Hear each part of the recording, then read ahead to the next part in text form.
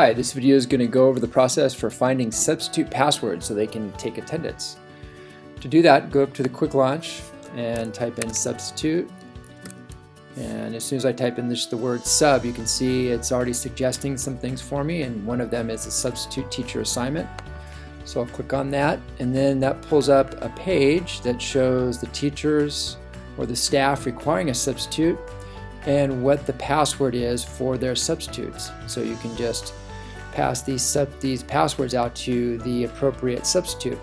In addition to that, you could also click on Generate Common Substitute Password for me. If you do that, here's what that looks like.